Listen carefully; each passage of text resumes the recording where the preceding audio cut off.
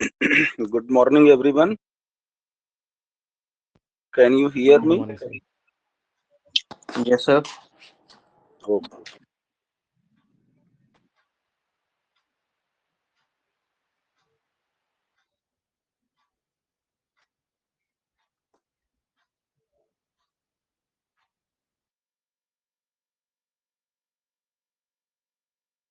आप लोगों को ये स्क्रीन नजर आ रही है? बस एक बार मुझे बता दीजिए।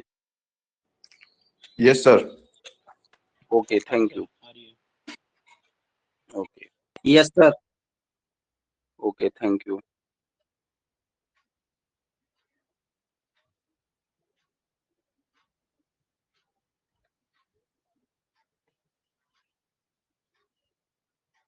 तो देखिए, हम यहाँ पर थे, 6th पेज में थे और जल्दी से इसको भी कवर करते हैं। और पीसीडीए न्यू दिल्ली के फंक्शन तक हम लोग बात कर चुके थे।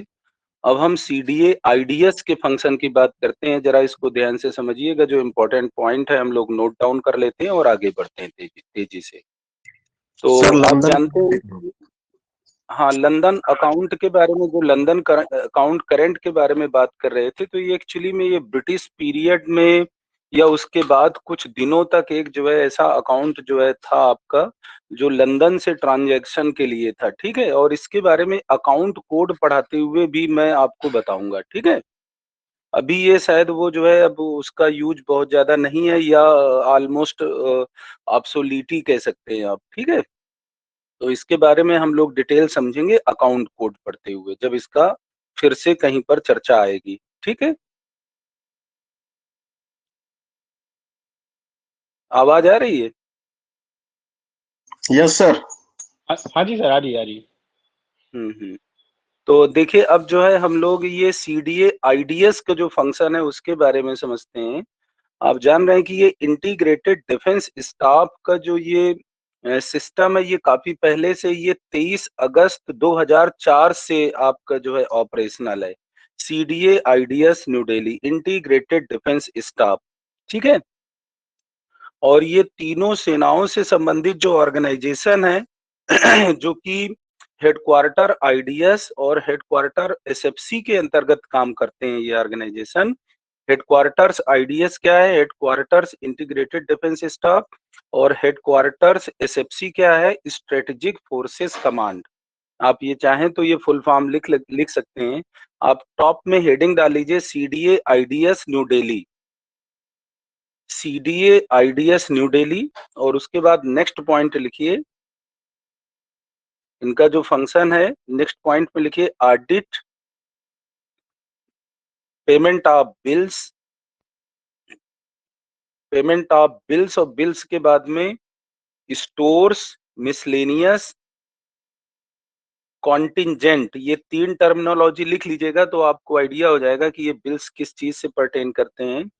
तो जो सीडीए आईडीएस न्यू दिल्ली हैं, ये क्या करते हैं कि ये ऑडिट करते हैं, पेमेंट ऑफ बिल्स करते हैं, और जो बिल होते हैं वो किस चीज से रिलेटेड होते हैं? स्टोर्स प्रोक्योरमेंट से, मिसलेनियस आइटम वाले, कंटिंजेंट आइटम वाले। ये जो है आपके इस तरह के बिल होते हैं। और इसके अलावा ये किससे रिलेटेड है? कौन से ऑर्गेनाइजेशन के ये बिल्स हैं? किनका ऑडिट और पेमेंट होता है किन बिल्स का? जो ऑर्गेनाइजेशन हेडक्वार्टर्स आईडीएस या हेडक्वार्टर्स एसएफसी के अंतर्गत आते हैं। तो आप यही लिख लीजिए point, audit and payment of bills लिख लीजिए, audit and payment of bills, bracket में स्टोर्स, मिसलेनियस, कंटिंजेंट, और डैश करके लिख लीजिए फिर headquarters IDs and headquarters SFC. Full form भी इनका आप लिख लीजिए, आईडीएस हो गया इंटीग्रेटेड डिफेंस स्टाफ, और एसएफसी हो गया स्ट्रेटेजिक फोर्सेस कमांड। और एक चीज और ये लिख लीजिए, ये पॉइंट भी आप लिख लीजिए, ये जो सीडीए आईडीएस हैं, ये कब से फंक्शनल है? ये ऑपरेशनल है। ये मतलब सीडीए आईडीएस का जो ऑफिस है, ये आपका 23 अगस्त 2004 से फंक्शनल है। इस पॉइंट को भी आप लिख लीजिए, 23 अगस्त 2004 से ऑप्शनल है।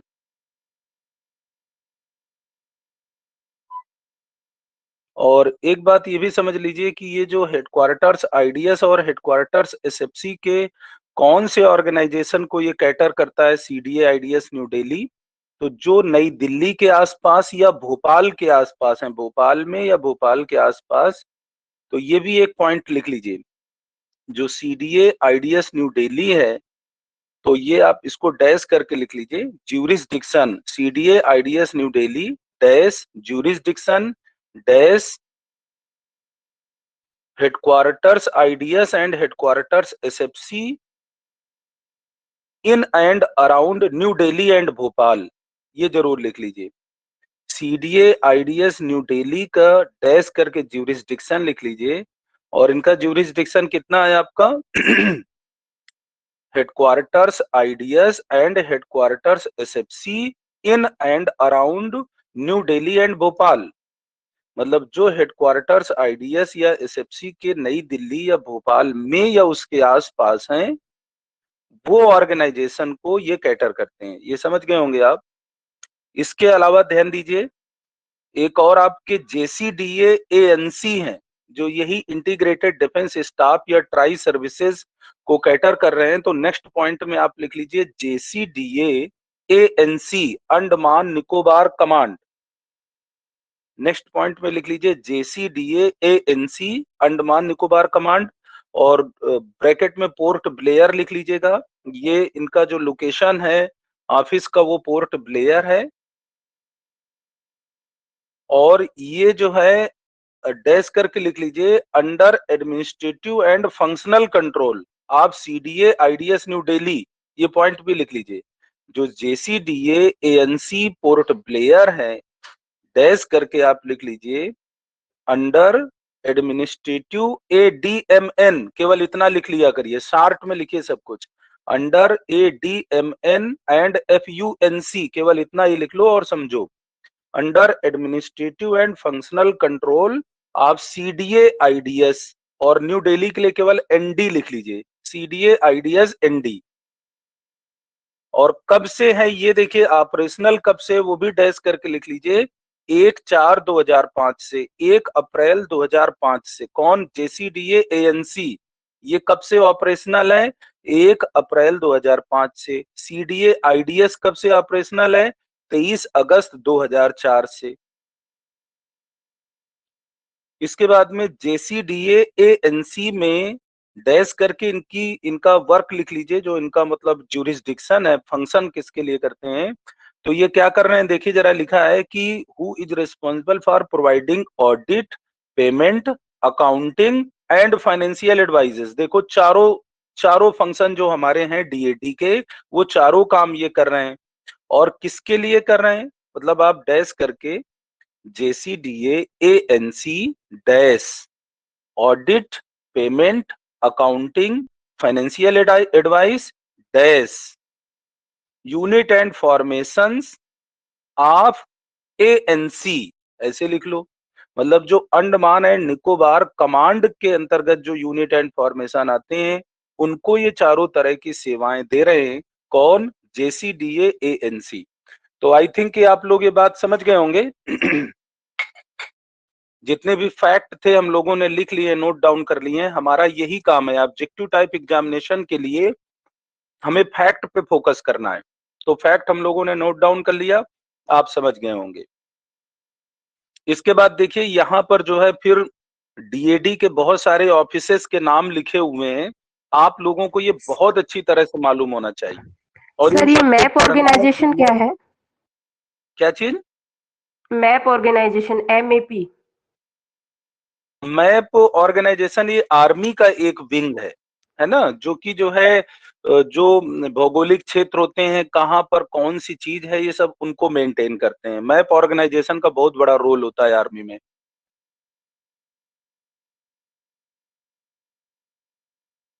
है ना। Okay sir. इसमें दिया हुआ है क्या कहीं? क्यों भाई, जो आपने पूछा है इस पैरा में है क्या कहीं? Headquarter IDs and headquarter office new Delhi Bhopal India में। नहीं, न्यू दिल्ली भोपाल। हेलो, अभी कोई पूछ रही थी इसमें कहीं Yes, दिया sir. हुआ है क्या वो? यस सर, ये पैरा में दिया है। लास्ट फिफ्थ लाइन ठीक है। हुआ है sir ji. Okay okay okay. Map organisation ये आर्मी का ही ऑर्गेनाइजेशन है, जो मतलब डिफरेंट टाइप ऑफ लोकेशन है, ज्योग्राफिकल रीजन्स हैं, उनको तो आर्मी में बहुत बड़ा क्रूशियल रोल है ना इन चीजों का।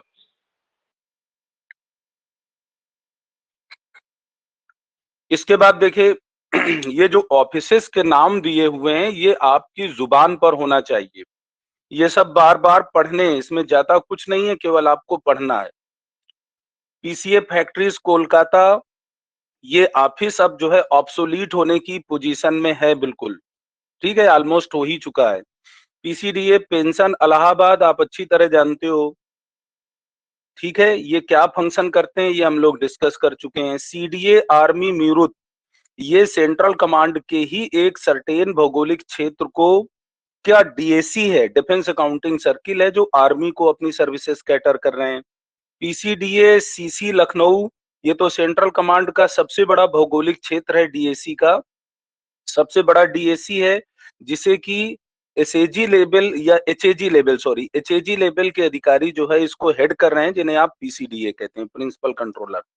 इसके बाद में आपका सीडीए जबलपुर, ये भी एक भौगोलिक सर्टेन भौगोलिक क्षेत्र को ये भी कवर कर रहे हैं आपके, ये भी आर्मी को ही कैटर कर रहे हैं, रीजनल कंट्रोलर। अब आपको ऐसे याद रखना कि कौन रीजनल कंट्रोलर है, कौन फंक्शनल कंट्रोलर है, यही आपके एग्जामिनेशन पॉइंट ऑफ व्यू से इंपॉर्टेंट है। तो यहाँ पर जैसे देखिए PCA factories Kolkata functional controller, PCDA pension Allahabad functional controller, CDA army Meerut regional controller, PCDA CC Lucknow regional controller, CDA Jabalpur regional controller, PCDA southern command Pune regional controller, PCDA Bengaluru ये रीजनल कंट्रोलर है, भले ये किसी कमांड के नाम से ना जाने जाते हो।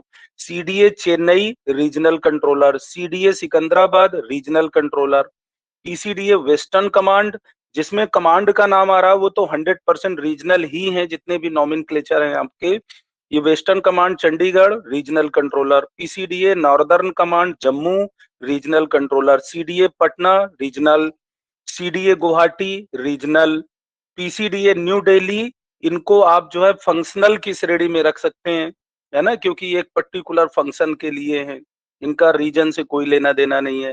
पीसीडीए ओ पुणे, इस पर जैसे किसी ने पूछा था कि ये रीजनल है कि फंक्शनल है, तो आप OM1 के अगर हिसाब से देखें, ध्यान से समझिए इस बात को, जो मैं कहना चाहता हूं, आपकी OM1 में लिखा है कि 6 प्रिंसिपल कंट्रोलर लेवल के रीजनल कंट्रोलर हैं और 6 कंट्रोलर लेवल के जो है कंट्रोलर रीजनल कंट्रोलर हैं।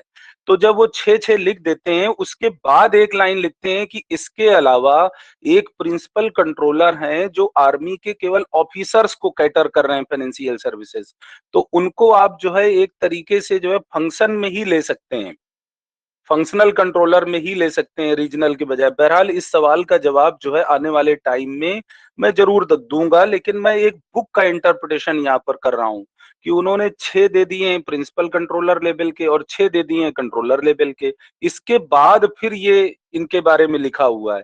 तो इस पर जो है मैं देख के आपको बता दूंगा कि इनको हम क्या माने, स्पेसिफिकली रीजनल माने कि फंक्शनल माने। आप भी इसको ध्यान रखिएगा अपने लेवल में, हम लोग इसको आगे चर्चा कर लेंगे पीसीडीए ओ के मामले में, बाकी सब बिल्कुल क्लियर कट है।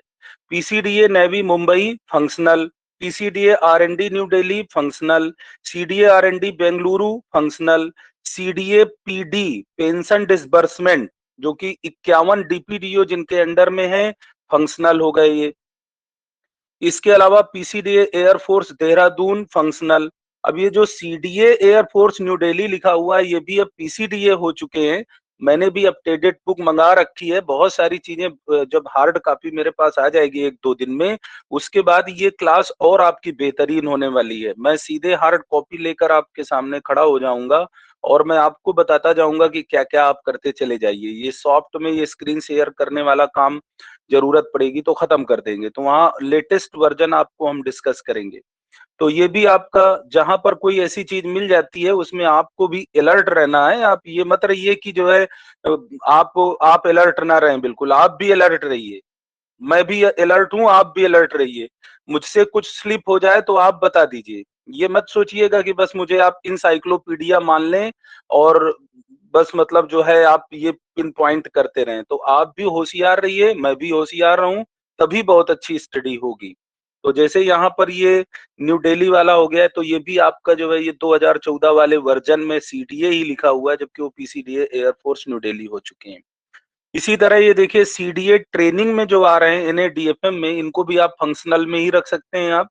ये सारे के सारे जो है ट्रेनिंग जितने भी हमारे हैं, हम लोग बात कर चुके हैं, 5 आरटीसीज हैं हमारी, एक एनएडीएफएम, वो भी आपकी आरटीसी पुणे के नाम से भी कभी-कभी जानी जाती है, और इसके अलावा एक डीपीटीआई इलाहाबाद में है।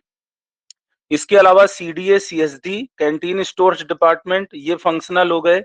PCDA border road new Delhi, ये भी फंक्शनल हो गए, बार्डर रोड ऑर्गेनाइजेशन को कैटर कर रहे हैं। एक सेकंड।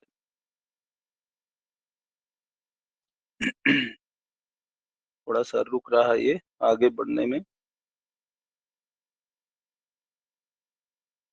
हैंग कर रहा है। Sir CDA air new Delhi ये भी फंक्शनल होगा ना सर फिर? हाँ 100%, इसमें कोई डाउट नहीं है। जी सीडीए जी एयरफोर्स न्यू दिल्ली जो लिखा हुआ है वो पीसीडीए एयरफोर्स न्यू दिल्ली हो गए, ठीक है। जी। ये सर इसमें एक बार ये सीडीए सिकंदराबाद है, ये तो आईटीएस डीसी है ना सर, स्पेशली कंप्यूटर्स के लिए है सर? नहीं, वो सीडीए सिकंदराबाद जो है ये एक रीजनल कंट्रोलर है, ठीक है, और उनके अंडर में ये जो है जो आईटीएसडीसी ये तो दूसरे हैं, डिफरेंट हैं, ये तो उनके अंडर में ये काम कर रहा होगा, है ना। जी। कोई है उधर से सिकंदराबाद साइड से, वो बता सकता है। CDITSDC सर इंडिपेंडेंट है सर, वो हाँ, सर तो वो प्रोग्राम डेवलप करता है। दूसरा ऑर्गेनाइजेशन हो गया ना। हाँ सर। देखिए एक सेकंड, ये जो है थोड़ा सा ये बढ़ने में प्रॉब्लम कर रहा है, तो मैं इसको फिर से क्लोज करके दोबारा शेयर करके तब बढ़ाता हूँ। ये एक्चुअली में प्रॉपर फंक्शन नहीं कर, उसका भी कोई तरीका निकालना पड़ेगा।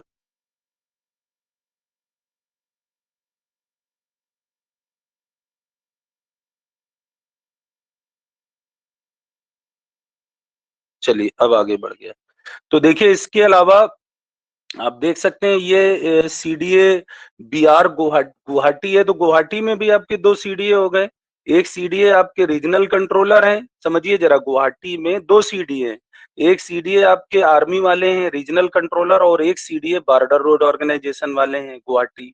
ये फंक्शनल हो गए। सीडीए गुवाहाटी, सिर्फ सीडीए गुवाहाटी जो है वो रीजनल कंट्रोलर है, और सीडीए बीआर वो फंक्शनल कंट्रोलर हो गए।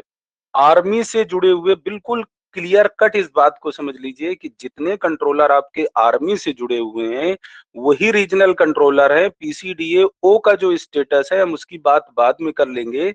बाकी जो आपके ओएम 1 में दिया गया है सिर्फ आर्मी वाले, बाकी सारे के सारे फंक्शनल हैं जो किसी पर्टिकुलर फंक्शन को लुक आफ्टर कर रहे हैं। इसके बाद देखिए 26 से लेकर के 35 तक ये जितने कंट्रोलर हैं, देखिए सब एसएजी लेवल के हैं, कंट्रोलर मतलब सीडीए लेवल के। ये आपके सीएफए हुआ करते थे। इस ऑर्गेनाइजेशन के बारे में ध्यान से सुन लीजिए।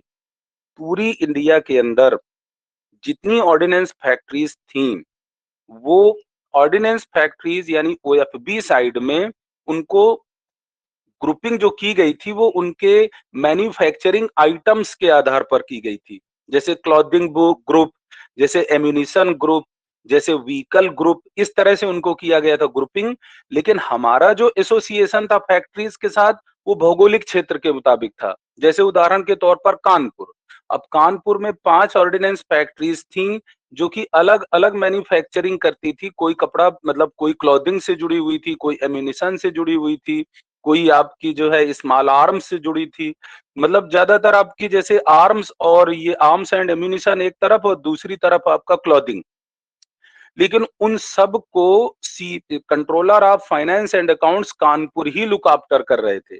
तो हमारा जो साइड था डीएडी साइड, वो भौगोलिक क्षेत्र के आधार पर कंसोलिडेटेड था, और उनकी जो ग्रुपिंग थी वो मैन्युफैक्चरिंग आइटम्स के आधार पर थी। लेकिन अब इनकी चर्चा बहुत ज्यादा मतलब इसकी चर्चा को कोई मतलब नहीं है, क्योंकि ये सब हमारा फंक्शन खत्म हो गया है। तो ये जितने आपके लिखे हुए हैं यहाँ पर CFAs, controller of finance and accounts factories, अब ये इनका जो है ये सब ऑब्सोलीट हो चुके हैं। तो अब जो भी लेटेस्ट OM आएगी, इसमें ये आपका जो है जो भी इनका स्टेटस है वो बदल जाएगा। बहरहाल आप इनको पढ़ना चाहें तो पढ़ सकते हैं कि यहाँ पर जो है CFA मौजूद थे, इतने ग्रुप थे। ठीक है, Kanpur group of factories, Jabalpur group of factories, Dehradun group of factories, इस तरह से। और जहां जहां पर एक से ज्यादा मतलब कई फैक्ट्रीज थी, तो उनको अलग अलग CFA के अंडर में कर दिया गया था। और ये अराउंड आपकी जो है 10 controller of finance and accounts थे, कंट्रोलर लेवल के ऑफिसेज, जो कि सारी की सारी 41 ऑर्डिनेंस फैक्ट्रीज को कवर कर रहे थे। खैर अब उनका मतलब कुछ बचा नहीं है। 36 में देखिए जरा, CDA फंड मेरठ। अब मेरठ में आपके देखिए 3 CDA हो गए। एक CDA आर्मी मेरठ, वो रीजनल कंट्रोलर है। CDA पेंशन डिसबर्समेंट मेरठ, वो फंक्शनल कंट्रोलर हो गए। और तीसरे हो गए CDA फंड मेरठ, वो आपके तीसरे हो गए। तो मतलब 1 2 3 3 कंट्रोलर लेवल के DAC हैं हमारे, कहां पर? मेरठ में। एक रीजनल है, 2 फंक्शनल हैं। CDA पेंशन डिसबर्समेंट और CDA फंड्स वो फंक्शनल है। CDA आर्मी मेरठ वो आपके रीजनल कंट्रोलर हो गए। इसके अलावा देखिए CDA R&D हैदराबाद, फंक्शनल आप कह सकते हैं। PCDA SWC ये यहाँ पर आ गए, पहले लिखा जा सकता था इनको, ये रीजनल लेवल के प्रिंसिपल कंट्रोलर हैं। और CDA IDS न्यू दिल्ली, जिनकी अभी अभी हम लोग थोड़ी देर पहले जिनके फंक्शन की बात कर रहे थे, ये भी फंक्शनल हो गए। इसके अलावा देखिए IFA ऑर्गेनाइजेशन के बारे में बात की गई है। तो किसी ने पूछा था कि PIFA और IFA में क्या अंतर है, प्रिंसिपल IFA और IFA। तो देखिए ये जो IFA का एसोसिएशन है फाइनेंशियल एडवाइजर का, तो डिपेंड करता है कि किस लेवल का कमांडर है जिसको कि वित्तीय सलाह देनी है। तो अगर वो कमांड बड़ा है और कमांडर का रैंक बड़ा है, तो उसके रैंक के हिसाब से उसका फाइनेंशियल एडवाइजर डिसाइड होगा। आपको छोटे लेवल में अगर फाइनेंशियल एडवाइस देना है, तो आप, यही तो हमारे डिपार्टमेंट में होने वाला था 2015 में, कि हम नीचे लेवल के भी जो कमांडर्स हैं उनको भी फाइनेंशियल एडवाइजर प्रोवाइड कराएंगे। तो जरा सोचिए कि अगर ब्रिगेडियर लेवल में, अगर उससे नीचे कर्नल लेवल में, अगर इस तरह से जो है आप फाइनेंशियल एडवाइजर उनको प्रोवाइड कराते, तो लेवल हो सकता है कि AAO से ही शुरू हो जाता, AAO, AO, senior AO, ACDA, DCDA। तो ये जो है level of financial adviser depends on the level of commander. तो जो बड़े कमांड है, जहां पर बड़े कमांडर बैठे हुए हैं, वहां पर HAG लेवल के अधिकारी आपके जो है IFA का काम करना है, तो प्रिंसिपल IFA हो गए। और बाकी आपके IFA बैठे हुए हैं कंट्रोलर लेवल के। तो इसमें फंक्शनल डिफरेंस नहीं है, इसमें केवल ये आप कह सकते हैं कि ये डिजिग्नेशन रिलेटेड है कि भाई कौन किस लेवल का कमांडर है और किस लेवल का उसका फाइनेंशियल एडवाइजर है, बस इतनी सी बात है और कुछ नहीं है। जहां पर प्रिंसिपल IFA बैठे हुए हैं, इट मींस कि वो किसी बड़ी अथॉरिटी को अपनी फाइनेंशियल एडवाइस रेंडर कर रहे हैं।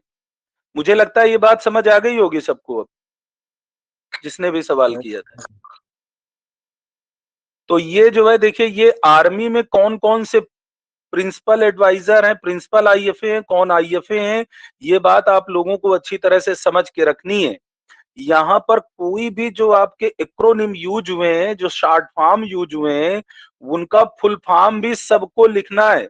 ये आप लिख करके रखिए, जो नहीं आएगा समझ में वो बताइएगा, वो बताया जाएगा कहीं से, चाहे मुझे मालूम होगा तुरंत बता दूंगा, नहीं मालूम होगा सर्च करके बताऊंगा, लेकिन करेंगे, छोड़ेंगे नहीं कोई चीज। तो यहाँ जितने शॉर्ट फॉर्म लिखे हुए हैं, इनका सबका फुल फॉर्म लिख के रखिए अपनी नोटबुक में, इससे कि आपको बिल्कुल क्रिस्टल क्लियर रहे, ये काम आपको करना है।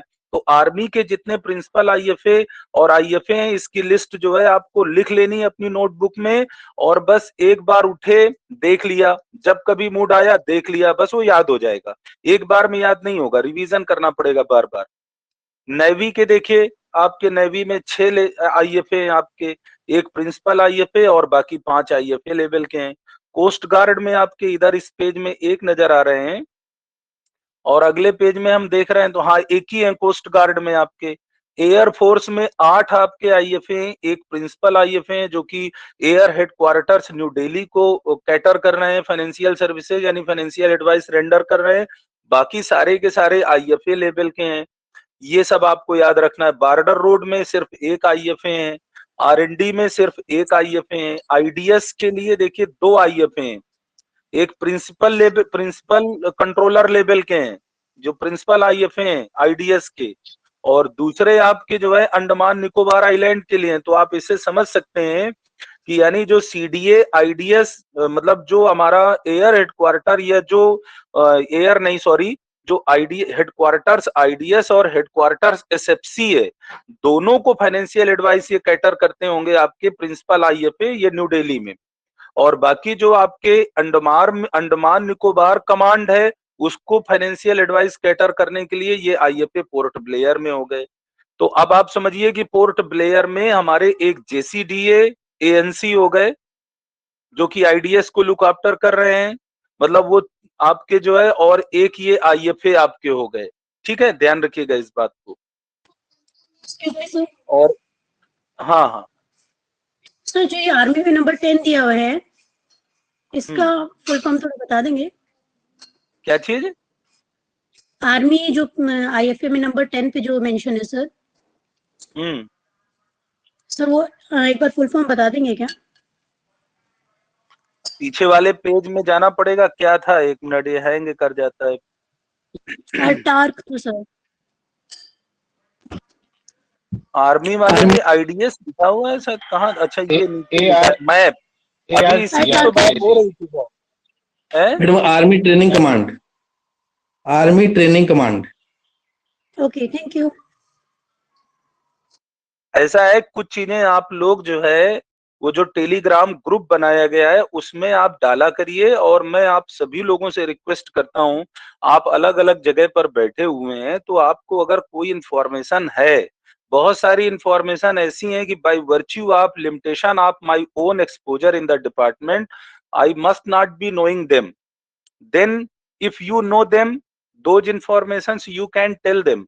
आप जो है वहां पर टेलीग्राम में डाला करिए अपने अपने क्वेरीज टेलीग्राम में, और अगर आपको मालूम है तो please don't confine the information to yourself, please try to इसको आप जरूर स्प्रेड करने की कोशिश करें। ठीक है, आप वहां पर डाल दिया करिए जिसको जो जानकारी हो तुरंत, और मैं भी उसको रेटिफाई करूंगा, मैं उसको देखूंगा, और अगर आपकी इंफॉर्मेशन करेक्ट है तो मैं जरूर थंब दूंगा, और अगर मुझे अमेंड करने की जरूरत होगी, आपको रेक्टिफाई करने की जरूरत होगी तो मैं वो भी करूंगा। ठीक है, तो इससे बड़े हेल्दी मैनर में चीजें आप सभी को पता चल जाएंगी, डिसेमिनेट हो जाएंगी। तो you try to disseminate the information you have. बहुत अच्छी बात है जिसने बता दिया। तो देखिए ये चीज हो गई हमारी। अब ये जो है ये आपके जो भी ऑर्गेनाइजेशन थे वो यहाँ पर आ गए। इसके बाद में इसके अलावा देखिए एक ये भी दिया हुआ है कि in addition to above mentioned financial advisers dedicated IFAs below HAG SAG level are also in position in the defense establishments under the control of SAG। मतलब कहने का ये जो HAG और SAG लेवल के IFA हैं, इसके अलावा भी SAG लेवल के अंडर में कुछ और IFA हैं जो काम कर रहे हैं, और जो आपकी जो है जैसे इसमें आगे लिखा है फर्दर सम पे अकाउंट ऑफिस जेडोज हैं, आपके जोनल ऑफिसेज PD हैं, ACDA P border roads are also functioning as IFAs in addition to their normal functions of payment and audit. मतलब कहीं कहीं पर आपके कुछ ऐसे आपके हमारे डिपार्टमेंट की अथॉरिटीज हैं जो कि अपने पेमेंट और ऑडिट फंक्शन के अलावा IFA का काम भी कर रहे हैं। ठीक है, तो ये चीज जो है आने वाले टाइम में जब मिलेगा हमको तो हम उसको समझ लेंगे, और ये एक इंफॉर्मेशन एडिशनल इंफॉर्मेशन आपको दे दी गई है। बहरहाल जो मेजर ऑफिसेज हैं वो आपको ध्यान रखना है। अब यहाँ पर दोबारा हमारे डिपार्टमेंट के ऑब्जेक्टिव की बात की गई है, तो ये ऑब्जेक्टिव एक बहुत ही जनरल टर्म है और ये सारी चीजें जनरल नेचर की होंगी, वो हम लोग पहले ही बात कर चुके हैं, तो इसमें हम कोई अगर कॉन्क्रीट इंफॉर्मेशन नहीं होगी तो हम इसमें टाइम वेस्ट नहीं करेंगे, इसको आप पढ़ लीजिएगा। मैं आगे बढ़ता हूँ। तो ऑब्जेक्टिव में कोई वैसी चीज नहीं दी हुई है। CGDA ऑफिस का भी जो ऑब्जेक्टिव बताया गया है उसमें भी कोई हम लोग सारी बात कर चुके हैं, वो डुप्लीकेशी होगी अगर हम दोबारा वही बात करेंगे। आप इसको पढ़ लीजिएगा, समझ जाएंगे। मुझे कुछ नजर नहीं आ रहा जो कि कॉन्क्रीट इंफॉर्मेशन हो। रीजनल CDAs का भी ऑब्जेक्टिव सिंपल आर्मी को कैटर करना, तो कोई इसमें वैसी चीज नहीं है। फंक्शनल कंट्रोलर का जो ऑब्जेक्टिव है वो भी लिखा हुआ है, तो जाहिर सी बात है जो जिसका फंक्शन है वो उसे कैटर कर रहा है। सीडीए पीसीडीए नेवी की बात करेंगे, वो नेवी को कैटर कर रहे हैं। पीसीडीए एयरफोर्स की बात करेंगे, वो एयरफोर्स को कैटर कर रहे हैं। तो इसमें कोई ऐसी कॉन्क्रीट इंफॉर्मेशन नहीं है, बस आप भी सरसरे तौर पे लेकिन पढ़ जरूर लीजिएगा। कोई भी लाइन अभी हमारे सामने जब एग्जामिनेशन की डेट नहीं है तो हमें कोई भी लाइन छोड़नी नहीं है। ये इसमें कोई इंपॉर्टेंट इंफॉर्मेशन होगी तो हम लिखाएंगे, अदरवाइज आप इसे पढ़ लीजिए। पीसीडीए पेंशन के बारे में देखिए इन्होंने अलग से जो दिया हुआ है, हम ऊपर पढ़ चुके हैं हम लोग कि वो किसके जो है पेंशन को प्रोसेस करते हैं, पीछे पढ़ चुके हैं, तो इसको रिपीट करने की जरूरत नहीं है। ये जनरल नेचर का ही इंफॉर्मेशन है यहाँ पर, ठीक है। तो इसमें भी कोई ऐसी चीज नहीं है। इसके बाद में पीसीए फैक्ट्रीज के बारे में बात की गई है, तो ये पीसीए फैक्ट्रीज का तो हम जान ही रहे हैं कि पीसीए फैक्ट्रीज का फंक्शन अब ऑब्सोलीट होने वाला है, हो ही चुका है, तो इसलिए हमें इसे भी जो है अटेंशन नहीं देना। पीसीडीए ओ के बारे में भी हम जानते हैं, वही लिखा हुआ भी है, जो पे एंड फंड अकाउंट्स है, पे एंड फंड अकाउंट्स किसका, आर्मी ऑफिसर्स का। और साथ ही साथ एक और कैटेगरी है, पे accounts of civilian officers of army. ध्यान दीजिए जरा, ये दो चीजें हैं यहाँ पर, जो एक तो आर्मी के कमीशन्ड ऑफिसर्स हैं, प्लस आर्मी में जो सिविलियन ऑफिसर्स हैं जो फील्ड एरियाज में काम कर रहे हैं, फील्ड एरियाज में। ध्यान दीजिए, किसी ने ये भी पूछा था कि डिफेंस सिविलियन और सिविलियन ऑफिसर्स या सिविलियन इन में क्या अंतर है जो आर्मी हेडक्वार्टर या एमओडी में लगे हुए हैं। तो देखिए, जो डिफेंस सर्विसेज एस्टीमेट से, ध्यान से सुनिएगा, जो सिविलियन डिफेंस सर्विसेज एस्टीमेट से जिनका पेमेंट होता है वो डिफेंस सिविलियन है, और जिनका सिविल एस्टीमेट से पेमेंट होता है वो आपके प्योर सिविलियन है। जैसे कि हम लोग डीएडी के लोग डिफेंस सिविलियन नहीं है। और उदाहरण के तौर पर जैसे कि ऑर्डिनेंस फैक्ट्रीज में जो लोग लगे हुए थे, जो भी कर्मचारी थे आपके, चाहे वो इंडस्ट्रियल एम्प्लॉयज हो, नॉन इंडस्ट्रियल एम्प्लॉयज हो, जो भी लोग थे उनका पेमेंट डिफेंस सर्विसेज एस्टीमेट से होता था, वो डिफेंस सिविलियन थे। हम डिफेंस सिविलियन नहीं है, हम सिर्फ सिविलियन हैं। तो एमओडी में भी ऐसे जो है आर्मी हेडक्वार्टर्स में, नेवी हेडक्वार्टर्स में, एयरफोर्स हेडक्वार्टर्स में, यानी सर्विसेज हेडक्वार्टर्स में भी, एमओडी में भी बहुत सारे लोग सिविलियन है, डिफेंस सिविलियन नहीं है वो। तो ये अंतर आपको आगे मिलेगा जब डिफेंस सर्विसेज एस्टीमेट्स की बात करेंगे हम, और कौन कौन से मद में डिफेंस सर्विसेज एस्टीमेट्स से खर्च होता है, जब उसकी बात की जाएगी तो वो आप समझ जाओगे। तो यहां पर ध्यान दीजिए, पीसीडीए ओ के ऑब्जेक्टिव में या फंक्शन में दो चीजें हैं, जो आर्मी के कमीशन्ड ऑफिसर्स हैं उनका पे एंड फंड अकाउंट्स मेंटेन करना, और दूसरा जो सिविलियन ऑफिसर्स हैं, जो फील्ड में जिनकी पोस्टिंग है, फील्ड एरियाज में आर्मी से जुड़े हुए जो सिविलियन ऑफिसर्स हैं, फील्ड में जिनकी पोस्टिंग है, उनका भी पे और फंड अकाउंट मेंटेन करना पीसीडीए ओ का काम है। ये दिया हुआ था। अब देखिए, सीडीए पीसीडीए एयरफोर्स यहाँ होना चाहिए था। पीसीडीए एयरफोर्स का जो है ये काम अच्छी तरह से समझ लीजिए। ये जो आपका पीसीडीए एयरफोर्स है, ये मतलब न्यू दिल्ली वालों के लिए बोला गया है, इसीलिए सीडीए लिखा है। इनका क्या ऑब्जेक्टिव है, इनका ऑब्जेक्टिव है कि जो पे एंड प्रोविडेंट फंड अकाउंट्स, क्योंकि देखिए इनका जो पे एंड फंड अकाउंट्स है वो हम मेंटेन नहीं करते, PCDA air force new Delhi maintain नहीं करते। वो कौन करता है, एयरफोर्स का अपना खुद का ऑर्गेनाइजेशन। और एयरफोर्स के उस ऑर्गेनाइजेशन को क्या कहते हैं, एयरफोर्स सेंट्रल अकाउंट ऑफिस। तो जो एयरफोर्स का सेंट्रल अकाउंट ऑफिस जो उनका पे और फंड अकाउंट्स मेंटेन करता है, वो सही से कर रहा है कि नहीं कर रहा, ये सुनिश्चित करना हमारा काम। इसको समझिए, पोस्ट ऑडिट इन्वॉल्व है वहां पर, प्री ऑडिट नहीं है, पोस्ट ऑडिट है। तो यहां पर देखिए लिखा है कि to ensure that pay and provident fund accounts in respect of officers, airmen and civilians. कौन से सिविलियन, जो एयरफोर्स के हैं, are correctly maintained by the AFCAO, ये सुनिश्चित करना। तो इसका मतलब हो गया पोस्ट ऑडिट। इसके बाद पीसीडीए नेवी में भी वही सेम चीज हो गई। पीसीडीए नेवी के ऑब्जेक्टिव में भी यही लिखा हुआ है। जो नेवी का नवल पे ऑफिस है मुंबई में, जो नेवी का खुद का ऑर्गेनाइजेशन है, जो कि नेवी के ऑफिसर्स का और जो आपके सेलर्स हैं या सिविलियन हैं, उनका जो वो पे अकाउंट और फंड अकाउंट मेंटेन कर रहे हैं, वो सही से मेंटेन कर रहे हैं कि नहीं कर रहे हैं, ये इंश्योर करना काम पीसीडीए नेवी का है। यानी पोस्ट ऑडिट, यहाँ भी यही चीज है, पोस्ट ऑडिट, ये इंश्योर करने का मतलब है पोस्ट ऑडिट। तो देखिए ये ऑब्जेक्टिव लिखा हुआ है। इसके बाद ये ट्रेनिंग से जुड़े हुए जो भी कंट्रोलर हैं उनका ऑब्जेक्टिव आप पढ़ लीजिएगा, बहुत ही जनरल नेचर का है, कोई इसमें फैक्ट नहीं है, जनरल नेचर का है कि जो भी हमारे मॉडर्न मैनेजमेंट हैं या in the field of modern management लोगों को एजुकेट करना, ट्रेन करना, IDAS लेवल के ऑफिसर्स को, तो ये काम NADFM का है ना।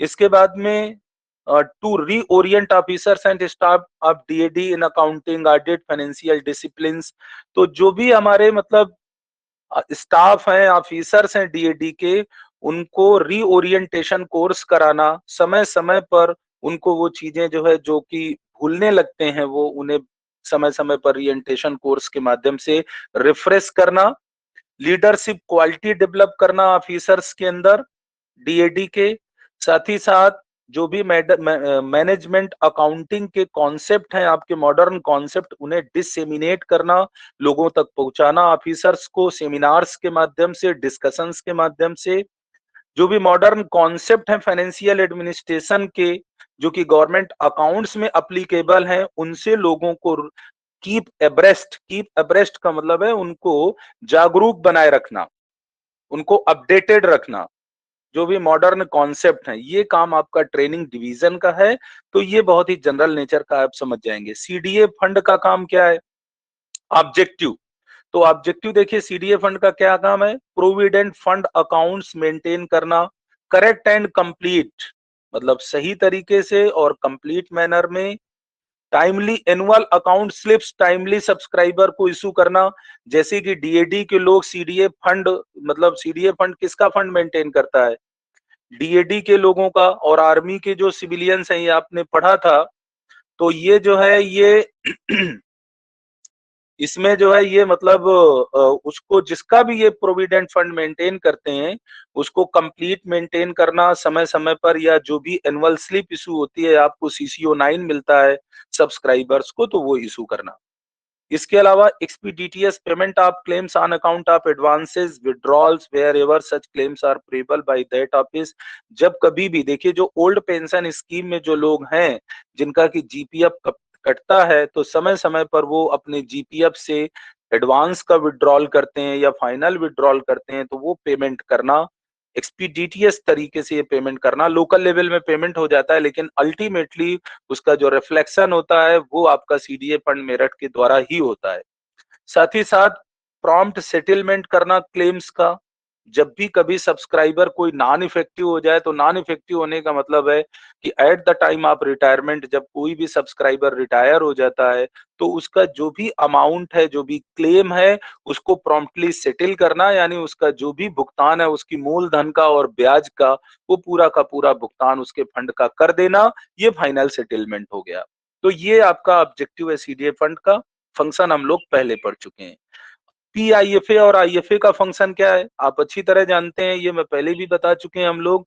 जो भी कमांडर्स को या एग्जीक्यूटिव अथॉरिटीज को या कॉम्पिटेंट फाइनेंशियल अथॉरिटीज को, आप ये कह सकते हैं डिफेंस सर्विसेज से जुड़े हुए या जो डिफेंस के दूसरे ऑर्गेनाइजेशन है आपके, जैसे कि कोस्ट गार्ड है, बॉर्डर रोड ऑर्गेनाइजेशन है, इनसे जुड़े हुए जो भी कॉम्पिटेंट फाइनेंशियल अथॉरिटीज हैं, उनके पास दो तरह के पावर हैं, inherent power, delegated power. Inherent power में IFA का कोई काम नहीं है, लेकिन डिलीगेटेड पावर के मामले में जब भी डिलीगेटेड पावर से संबंधित कोई प्रपोजल होगा, उसमें फाइनेंशियल एडवाइस देना, यही काम है IFA का।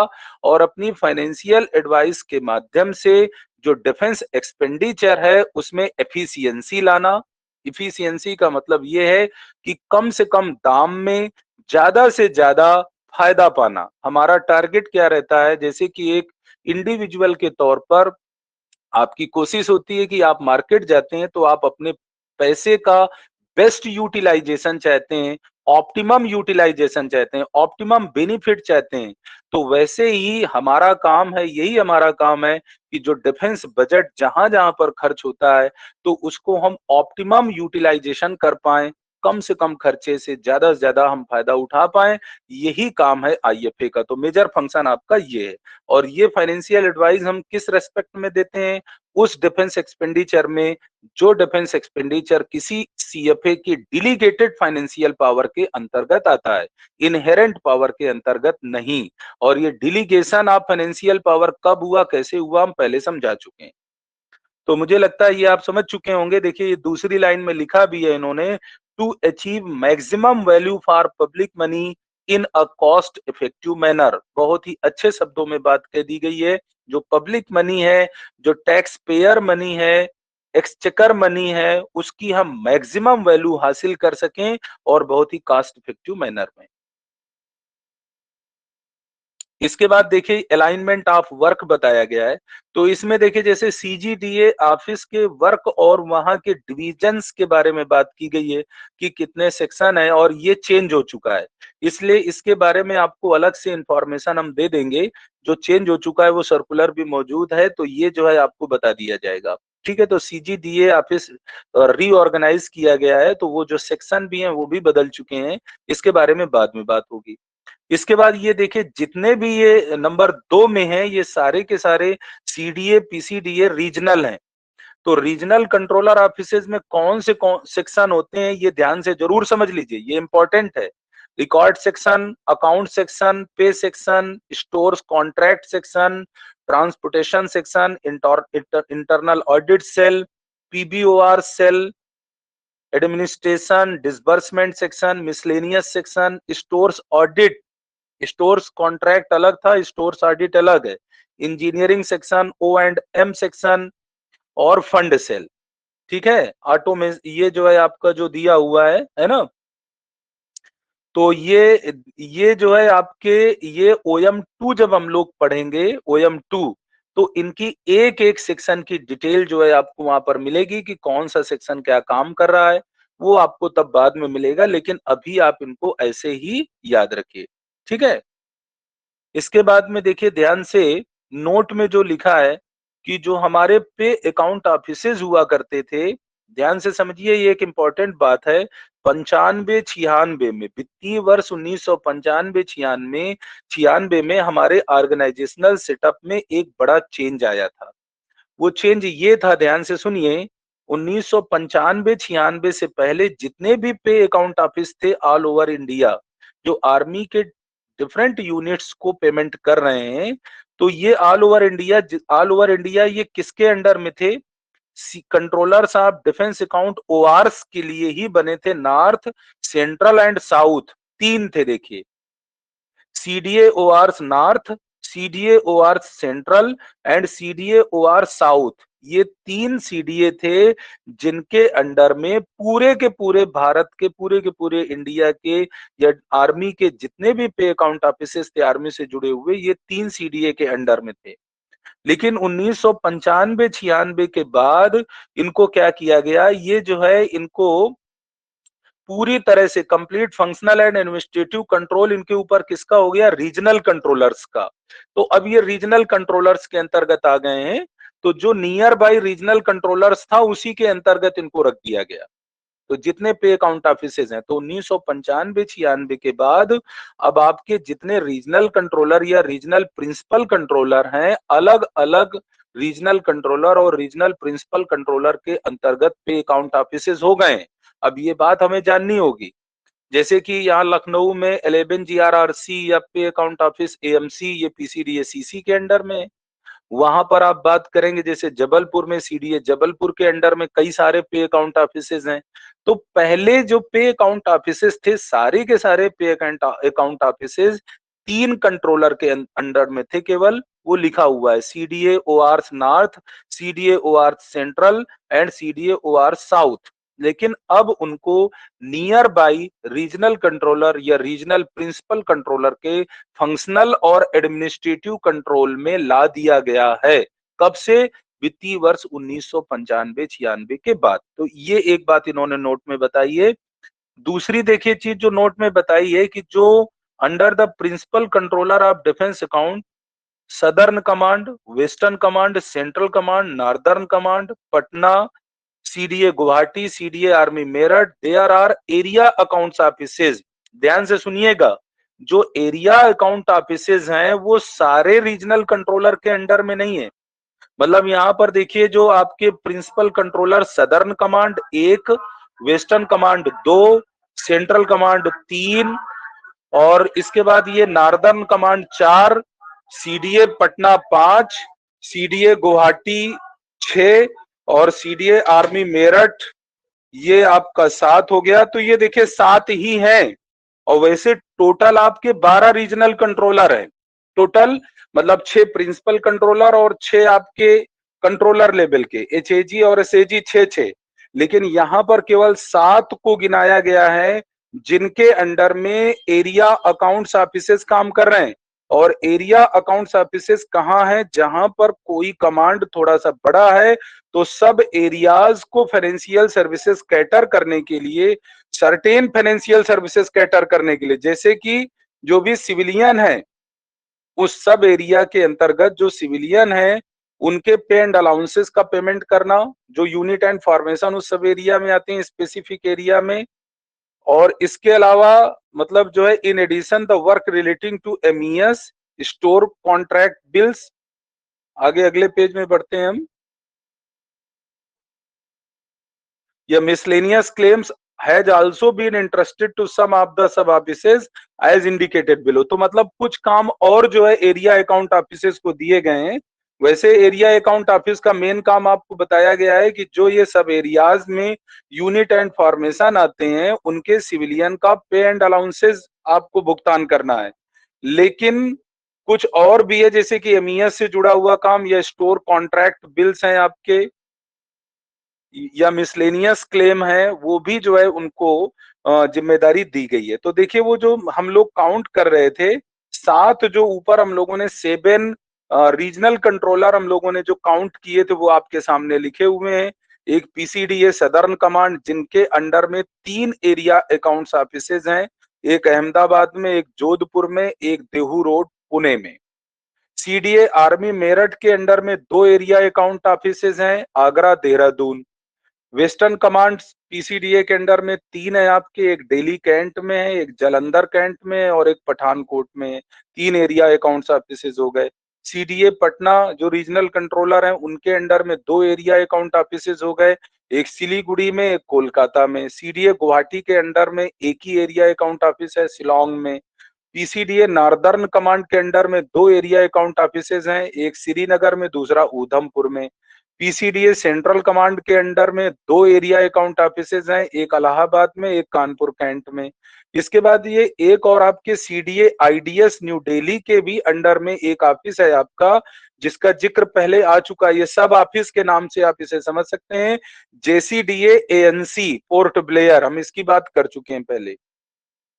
इसके अलावा देखिए नोट 3 में क्या लिखा गया है कि PCDA Bengaluru has in addition the following branch offices under his administrative control. ये पॉइंट इंपॉर्टेंट है, ध्यान रखिएगा, सुन लीजिए ध्यान से। पीसीडीए बेंगलुरु ये आपके रीजनल कंट्रोलर है। पीसीडीए बेंगलुरु ये रीजनल कंट्रोलर हैं, लेकिन रीजनल कंट्रोलर वाला जो उनका फंक्शन है, आर्मी को जो सेवाएं कैटर कर रहे हैं, इसके अलावा भी इनके ऊपर काम एचएएल का है। तो एचएएल का एक बहुत बड़ा, एचएएल के बहुत सारे ऑफिसेस को लुक आफ्टर अल्टीमेटली कौन कर रहे हैं? पीसीडीए बेंगलुरु। वो एचएएल के कौन कौन से ऑफिसेस हैं? तो देखिए पहला ऑफिस हो गया डीसीडीए डीएडी एचएएल बेंगलोर। ये एचएएल का सबसे बड़ा ऑफिस है डीएडी का, क्योंकि ये डीसीडीए लेवल का है। बाकी एओ लेवल के हैं, अकाउंट ऑफिसर लेवल के, तो ध्यान से समझिए। इसीलिए इसके अंदर बहुत बड़ा काम है। इसके अंदर एचएएल को भी कैटर कर रहे हैं, भारत इलेक्ट्रॉनिक्स लिमिटेड को भी कैटर करना है, इंडियन टेलीफोन इंडस्ट्रीज लिमिटेड को भी कैटर कर रहे हैं। ये ministry of defence finance, MoD finance के एक डिवीजन के रूप में ये ऑफिस काम करता है। ये उनको रिस्पॉन्सिबल है, ultimately this office is responsible to exercise initial and cost checks on behalf of MOD finance. तो ऑन बिहाफ ऑफ ये एमओडी फाइनेंस जो है ये काम कर रहे हैं, लेकिन ये जवाबदेह किसको है? पीसीडीए बेंगलोर को, जो भी ये ऑडिट चेक्स करते हैं डीएडी की तरफ से, मतलब और जो भी पेमेंट आपके बिल्स होते हैं पेमेंट के, तो ये इसको आप पढ़ लीजिएगा ध्यान से, जो DCDA DAD HAL बेंगलोर हैं, ये HAL के अंदर हमारा सबसे बड़ा ऑफिस है, ठीक है। और ये कई सारे काम, कई सारे फंक्शन आपके परफॉर्म कर रहे हैं, जो कि हमारे उसी तरह के फंक्शन होंगे जो हम पहले ही डिस्कस कर चुके हैं। तो इसको आप ध्यान से पढ़ लीजिएगा। ये बहुत ज्यादा मतलब मैं कह सकता हूँ कि उतना इम्पोर्टेंट नहीं है, लेकिन फिर भी पढ़ लेना आप। इसके बाद में और देखिए HAL के कौन से ऑफिसेज हैं, तो ये देखिए फिर AO लेवल के हैं। AO DAD HAL लखनऊ, ये भी PCDA बेंगलोर के ही अंडर में ये दफ्तर काम कर रहा है। जो लखनऊ में आपका HAL है उसको जो है ये कैटर कर रहे हैं। Plus Kanpur, the AO has department at Kanpur to look after HAL division at Lucknow, यानी ये जो है आपका ये डिटैचमेंट इसका वहां पर भी है, कानपुर में भी। और ये AO DAD HAL के ही अंतर्गत आता है, HAL लखनऊ के अंतर्गत। तो जो AO DAD HAL लखनऊ है, ये जो HAL लखनऊ में है और HAL कानपुर में है, दोनों जगह है, दोनों जगह को ये ऑफिस कैटर कर रहा है, अकाउंट ऑफिसर लेवल का है, ठीक है ये। इसके अलावा एक अकाउंट्स ऑफिस आपका DAD HAL कोरापुट में है, इसका भी उसी तरह का काम होगा। AO DAD HAL Nashik division, इसका भी वो आपका कुछ वैसा ही काम होगा। एक accounts officer DAD HAL Hyderabad. तो ये जितने ऑफिस हैं, इसके अलावा देखिए एक AO DAD HAL अच्छा कानपुर का अलग से दिया हुआ है, वहां पर उसमें कोऑर्डिनेट करने के लिए दिया हुआ था कि ये जो है मतलब AO has detachment at Kanpur to look after HAL division at Kanpur. तो मतलब उसको जो है ये एक HAL कानपुर में भी एक है आपका ऑफिस हमारा, जो कि लुक आफ्टर HAL कानपुर को कर रहा है, ठीक है, ये अलग से दिया हुआ है। और एक बैरकपुर में है। तो ये जितने HAL वाले ऑफिसेज हैं, ये सारे के सारे PCDA बेंगलोर द्वारा लुक आफ्टर किए जा रहे हैं, यही बात आपको ध्यान रखनी है, ठीक है भाई। तो ये एक इम्पोर्टेंट था, नोट में देख लेते हैं क्या लिखा हुआ है। बाकी इसके अंदर की चीजें अगर आप चाहोगे तो मैं वो अलग से समझा दूंगा आपको, क्या फंक्शन है, मैं वो भी बात कर लूंगा। नोट में इन्होंने दिया है कि there are also local audit officers, यानी LAO RAO MES under these controllers. तो ये अलग से दे दिया गया है। आप जानते हो हम इनकी बात पहले ही कर चुके हैं कि ये जो आर्मी के रीजनल कंट्रोलर्स हैं आपके आर्मी से जुड़े हुए, इनके अंडर में LAO और RAO भी होते हैं। RAO आपके MES से जुड़े होते हैं। रीजनल ऑडिट ऑफिसर्स RAO, जहां भी नाम सुने आप समझ जाइए वो MES का ऑडिट करते हैं, इंटरनल ऑडिट, MES का इंटरनल ऑडिट, जो MES के द्वारा अकाउंट्स प्रिपेयर किया गया है, कंस्ट्रक्शन अकाउंट्स या जो भी चीजें हैं। और LAO जो आर्मी की यूनिट्स आपकी अपना स्टोर अकाउंट वगैरह मेंटेन कर रही हैं, उसका ऑडिट करने का काम लोकल ऑडिट ऑफिसर्स का है, LAO का। मतलब उनका जो कैश अकाउंट्स वगैरह है या जो उनका स्टोर अकाउंट्स है आर्मी का, वो ऑडिट करने का काम LAO का है। MES से जुड़े हुए जो भी अकाउंट्स हैं, लेखा जोखा, उसको ऑडिट करने का काम RAO का है, ठीक है। लेकिन इसमें देखिए एक पॉइंट लिखा हुआ है, including MES but excluding air force and navy units, यानी जो एयरफोर्स और नेवी की यूनिट है उसको एक्सक्लूड करते हुए इस काम को दिया गया है। आगे लिखा है कि where there is more than one such officer at a station they will be designated alphabetically, for example LAO A, LAO B, यानी जहां कहीं पर एक से ज्यादा LAO हैं किसी स्टेशन में, तो उनको अल्फाबेट से उनको सेग्रीगेट किया गया, सेपरेट किया गया है, जैसे LAO A, LAO B, इस तरीके से। एयरफोर्स के लिए अलग से आपके लोकल ऑडिट ऑफिसेज हैं। हाँ, कोई कुछ बोल रहा था क्या? जो है ये जो LAO ऑर्गेनाइजेशन और RAO है, ये भी आपके रीजनल कंट्रोलर के अंडर में काम करते हैं। आप इसको जरूर आप इसको समझ लीजिएगा, इस पॉइंट को जो नोट के अंतर्गत दिया गया है, ठीक है। इसके बाद में देखिए PCDA न्यू दिल्ली के अलाइनमेंट ऑफ वर्क के बारे में बताया गया, कौन कौन से सेक्शन होते हैं। तो ये आप इसको जो है देख लीजिएगा, केवल सेक्शन का नाम देख लीजिएगा, कहीं पर कोई चीज ना समझ आए तो बताइएगा, आप उसमें टेलीग्राम में डालिएगा। बहुत सारे आपके साथी जो है PCDA न्यू दिल्ली के हैं, तो वो डेफिनेटली आपको जवाब दे देंगे अगर कोई फुल फॉर्म वगैरह में कोई प्रॉब्लम होती है तो। इसके बाद आगे हम बढ़ते हैं। देखिए PCDA न्यू दिल्ली का शायद यहाँ पर फंक्शन दोबारा बता दिया गया है। तो नोट में लिखा गया है कि PCDA new Delhi has in addition under its jurisdiction the following. तो पीसीडीए न्यू दिल्ली के अंडर में और कौन से ऑफिसेज हैं? तो एक account office DAD MOD civil New Delhi, ये भी एक ऑफिस है, ध्यान से समझ लीजिए। Account office DAD MOD civil, ये न्यू दिल्ली में ही ऑफिस है। और इसका काम क्या है जरा वो देखिए जरा, किस क्या रिस्पॉन्सिबिलिटी है।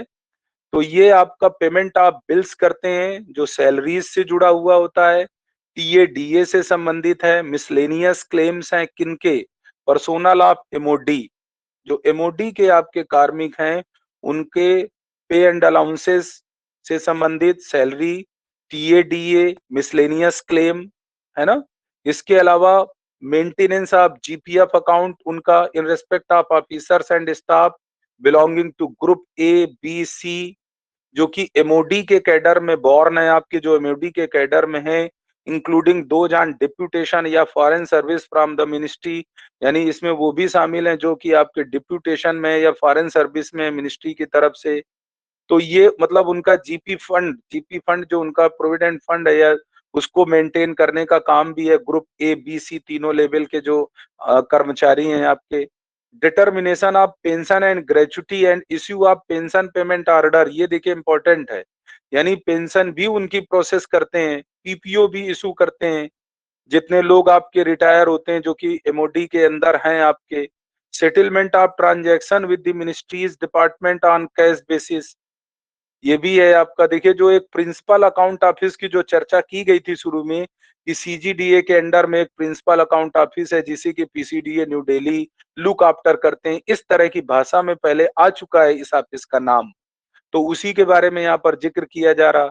इसके अलावा देखिए और एक इम्पोर्टेंट काम इस ऑफिस का बताया गया है, payment of loan oblique equity to the defence public sector undertakings, यानी जब भी कभी डिफेंस पीएसयूज को किसी तरह के लोन या इक्विटी की जरूरत होगी उसका भुगतान करना, या मिनिस्ट्री की तरफ से जो भी रिसीप्ट होंगे उनको हैंडल करना, चाहे वो ओवर पेमेंट की वजह से हुए हों लोन एंड एडवांसेस के, या मतलब to defence public sector undertakings, यानी डिफेंस पब्लिक सेक्टर अंडरटेकिंग्स को कोई लोन एंड एडवांस का अगर ओवर पेमेंट हो गया है तो उसको रिसीव करना मिनिस्ट्री की तरफ से, ये काम भी इसी दफ्तर का है। साथ ही साथ जो है इंटरेस्ट देयर ऑफ डिविडेंड्स, अगर डिफेंस पीएसयूज की तरफ से किसी तरह का कोई इंटरेस्ट मिलता है अगेंस्ट लोन या डिविडेंड्स, जब भी देखिए जो पब्लिक सेक्टर अंडरटेकिंग्स होते हैं जब वो प्रॉफिट में जाते हैं, जो प्रॉफिट अर्न करते हैं, तो उस प्रॉफिट का सर्टेन पार्ट सेंट्रल गवर्नमेंट को ट्रांसफर होता है, उसको डिविडेंड कहते हैं। तो डिफेंस पीएसयू से, जिस डिफेंस पीएसयू से हमें जितना ज्यादा डिविडेंड मिलता है उसी के आधार पर, जैसे पहले नवरत्न बोला जाता था बहुत सारे पीएसयूज को, जिसमें कि पेट्रोलियम मिनिस्ट्री से जुड़े हुए बहुत सारे आपके डिफेंस पीएसयूज थे, तो जो भी पीएसयू होते हैं वो हमको प्रॉफिट अर्न करने के बाद डिविडेंड भी देते हैं, तो उसे प्राप्त करने की जिम्मेदारी भी देखिए इसी दफ्तर की है। इसके अलावा मंथली अकाउंट कंपाइल करना, एप्रोप्रिएशन अकाउंट बनाना, ध्यान से समझिए, हर दफ्तर अपना अपना एप्रोप्रिएशन, मतलब हर ऑर्गेनाइजेशन के लिए एप्रोप्रिएशन अकाउंट बनता है, फाइनली फिर वो पूरे डिफेंस का एप्रोप्रिएशन अकाउंट बनता है। तो एप्रोप्रिएशन अकाउंट भी बनाना, मंथली अकाउंट कंपाइल करना, इंटरनल ऑडिट करना, जितने भी आपके अकाउंटिंग डॉक्यूमेंट्स हैं जो कि मिनिस्ट्री ऑफ डिफेंस के द्वारा मेंटेन किए जा रहे हैं, ध्यान से समझिए, जो खुद मिनिस्ट्री ऑफ डिफेंस यानी एमओडी के द्वारा जो भी अकाउंटिंग डॉक्यूमेंट प्रिपेयर किए जा रहे हैं उनका इंटरनल ऑडिट भी करना। तो देखिए ये जो दफ्तर है जो कि पीसीडीए न्यू दिल्ली के अंडर में काम कर रहा है, जिसे ऊपर प्रिंसिपल अकाउंट ऑफिस पे अकाउंट ऑफिस के नाम से जिसका जिक्र आया था इससे पहले, ये वही दफ्तर है। तो इसके बहुत सारे काम हैं, आप अच्छी तरह समझ लीजिए, यानी group A, group B, group C तीनों के जो भी आपके पे एंड अलाउंसेज हैं, टीएडीए हैं, मिसलेनियस स्कीम है, उन सब का भुगतान करना, जीपी फंड अकाउंट मेंटेन करना, और साथ ही साथ जो भी तमाम तरह के आपके पेमेंट हैं उनको करना। तो और डिफेंस पीएसयू, देखिए ये बात बहुत इंपॉर्टेंट है यहाँ पर, डिफेंस पीएसयू जितने भी हैं, अब तो 16 हो गए हैं, उनसे रिलेटेड सारा का सारा काम जो है यही आपका ऑफिस देखेगा। तो ये बहुत ही इंपॉर्टेंट एस्पेक्ट है आपका, इसको ध्यान रखना है। तो एक ऑफिस पीसीडीए न्यू दिल्ली के अंडर में वो हो गया, और दूसरा ऑफिस देखिए एक और है आपका पीसीडीए न्यू दिल्ली के अंडर में, accounts office department of defence supplies new Delhi. अब इस ऑफिस का काम क्या है? This office is interested with the work of payment of defence supplies contracts, bills for supply of stores against orders placed by the Department of Defense Supplies centrally। अब देखिए, एक department of defence supply, department of defence production and supply, ये मिलाकर के था। तो department of defence supply आप यहाँ पर जो नाम दिया गया है, ये वही आपका डिपार्टमेंट है। Department of defence production and supply, ये वही आपका डिपार्टमेंट है। तो डिपार्टमेंट ऑफ डिफेंस सप्लाई के द्वारा जो भी ऑर्डर प्लेस किए जाएंगे और उसके अगेंस्ट में जो भी स्टोर सप्लाई होगा, उससे संबंधित जो बिल होंगे आपके, उनका भुगतान करने का काम इस दफ्तर का है। और ये दफ्तर भी आपका पीसीडीए न्यू दिल्ली के अंडर में काम करता है। इसके अलावा एक और नोट 2 में जो दिया गया पीसीडीए न्यू दिल्ली का काम, उसे भी समझ लीजिए। PCDA new Delhi is also responsible for bills pertaining to civilians serving in 3 services headquarters and maintenance of their PF accounts।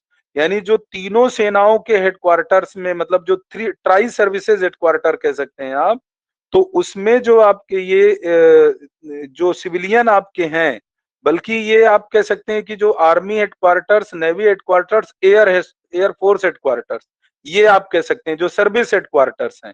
तो जो सर्विसेज हेडक्वार्टर्स हैं, उसमें जो सिविलियन काम कर रहे हैं, उनके भी बिल का पेमेंट करना, उनसे संबंधित जो आपके बिल का पेमेंट होता है, वो भी आपका पीसीडीए न्यू दिल्ली के द्वारा ही किया जाता है। और उनका प्रोविडेंट फंड अकाउंट्स भी पीसीडीए न्यू दिल्ली के द्वारा मेंटेन किया जाएगा। तो ये चीज मुझे लगता है आप लोग समझ सकते हैं क्या? इसको एएफएच क्यों बोल सकते हैं क्या सर? Arm force headquarter. देखिए, ये सर्विसेज हेडक्वार्टर्स हैं आपके, ठीक है। ये आर्म फोर्सेज हेडक्वार्टर्स ही आप कह सकते हैं, ठीक है। ये तीनों अलग अलग सर्विसेज हेडक्वार्टर्स हैं। आर्मी के लिए अलग है, एयरफोर्स का अलग है, नेवी का अलग है, ठीक है। Okay sir. तो ये उनमें जो सिविलियंस हैं आपके, उनका जो है पे एंड अलाउंसेस वगैरह का पेमेंट करना, और साथ ही साथ उनका प्रोविडेंट फंड अकाउंट मेंटेन करना, ये सब जिम्मेदारी भी पीसीडीए न्यू दिल्ली की है। तो ये देखिए, बहुत ही इंपॉर्टेंट पॉइंट इसमें थे, और मेरी कोशिश होगी कि मैं इसको नोट डाउन में नहीं करा पाया आज, तो बहरहाल मैं देखूंगा अगर हो पाया तो आप लोग, लेकिन इसको एक बार रिवाइज करके हो सके तो आप इंपॉर्टेंट पॉइंट नोट डाउन कर लीजिएगा। आगे से हम थोड़ा सा अपना पैटर्न बदलने वाले हैं। आगे से जब मेरे पास हार्ड कॉपी अवेलेबल होगी इसकी, तो मैं पहले से ही हाईलाइट करके चीजों को रखूंगा, और मैं बोर्ड में जो है उनको मैं सीधे सीधे समझाता चला जाऊंगा, और आप उसको बाद में अपनी बुक में हाईलाइट कर लीजिएगा। आप भी अपने पास एक हार्ड कॉपी रखिए, ठीक है। बहुत सारे मामलों में भाई मैं टेक्नो सेवी बहुत नहीं हूं, तो अब जिस तरह से भी हो पा रहा है आप उतना उस तरह से समझ लीजिए। मेरी कोशिश होगी आगे से कि मैं जो है हार्ड कॉपी में पहले से चीजें हाईलाइट करके रखूं, और सीधे आपके सामने बोर्ड में आकर के मैं चीजें कॉन्सेप्ट बड़ी अच्छी तरह से क्लियर कर दूं, वो पॉइंट आपको बता दूं कि भैया ये पॉइंट आप लोग हाईलाइट कर लीजिए अपनी बुक में, और आप उसका बस एक बार रिवीजन कर लीजिएगा, चाहे फिर अपना नोटबुक में अपने नोट डाउन कर लीजिए, या बुक में ही बना रहने दीजिए। आपको एग्जाम के टाइम बहुत आसानी हो जाएगी। ठीक है भाई, ठीक रहेगा कि नहीं? सही रहेगा सर। चलिए ठीक है, अभी के लिए इतना ही रखते हैं। थैंक यू वेरी मच, बाकी बाद में। Thank you sir. Thank you sir.